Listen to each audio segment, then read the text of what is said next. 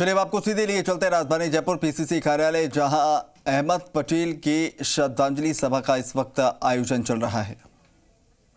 तो आपको बताएं, आज सुबह ये खबर आई, अहमद पटेल का निधन हो गया, जिसके बाद से जो है तमाम कांग्रेसी कार्यकर्ताओं में शोक की लहर फैल गई।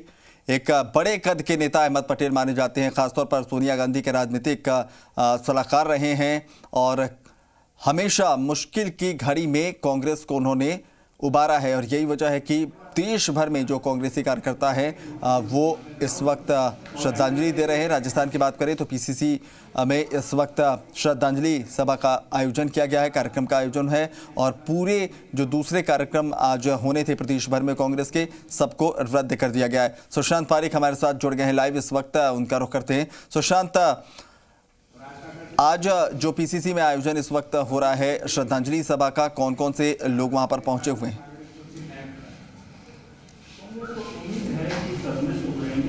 देखिए, अलग अलग जो है पार्टी के नेता कार्यकर्ता जो अलग अलग अग्रिम संगठनों के हैं वो यहाँ पर आए हुए हैं और एक एक करके, बड़ा कार्यक्रम नहीं है चूँकि कोरोना की गाइडलाइन की पालना भी ज़रूरी है, तो एक एक करके कार्यकर्ता जो है वो आ रहे हैं यहाँ पे अहमद पटेल के चित्र के समक्ष पुष्प अर्पित कर रहे हैं। और उसके बाद कोई बैठक यहाँ पर नहीं रखी गई, चूँकि एक श्रद्धांजलि स्वरूप एक कार्यक्रम रखना था। ऐसे में कोशिश की गई है कि सोशल डिस्टेंसिंग रखते हुए कार्यक्रम रखा जाए और कार्यक्रम में कार्यकर्ताओं की भी बड़ी भीड़ नहीं बुलाई गई है। केवल जो प्रमुख नेता हैं, पीसीसी के पूर्व पदाधिकारी हैं, वो यहाँ पर शामिल हुए हैं। तो अहमद पटेल को एक तरीके से श्रद्धा सुमन अर्पित करते हुए पार्टी के नेता, आधा जो झंडा है, मैं आपको एक तस्वीर कैमरामैन राहुल से कहूँगा कि वो बाहर एक बार दिखा दें। पीसीसी के बाहर अभी शोक स्वरूप जो झंडा है पार्टी का, वो आधा झुकाया हुआ है। हमारे साथ कांग्रेस के कुछ नेता भी हैं, उनसे बात कर लेते हैं।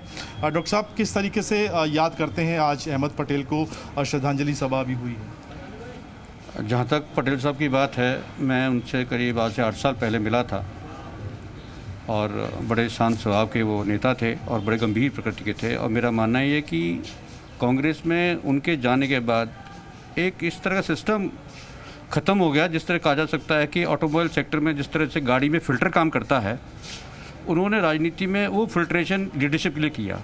उन्होंने जितनी भी व्यथाएं होती थी उनमें से जो आला कमान की संज्ञान में आनी चाहिए थी, वही वो लोग आगे देते थे। बड़ा नुकसान। विचार जी, एक चाणक्य की भूमिका थी कांग्रेस में, अगर उनका पूरा करियर देखें, निश्चित तौर पे एक बड़ी कमी, एक ऐसी क्षति जिसकी भरपाई शायद नहीं हो। जी बिल्कुल, एक थिंक टैंक की तरह वो थे और जिस तरह से सभी समाज के वर्गों को उन्होंने हमेशा साथ लेकर के वो चले और पूरे भारत में जिस तरह से 1975 से उन्होंने राजनीति में जिस तरह से अपनी सक्रियता शुरू की और संसदीय सचिव के तौर पर राजीव गांधी जी के साथ अपने राजनीतिक सफ़र की शुरुआत की, तो निश्चित तौर पे कांग्रेस पार्टी का एक स्तंभ थे और उनके साथ में बहुत सारा एक लंबा इतिहास जुड़ा हुआ था और कहीं ना कहीं वो नीचे के ऑपरेशंस को मैनेज करना और वहाँ तक कम्युनिकेट करने का बहुत बड़ा महत्वपूर्ण काम करते थे।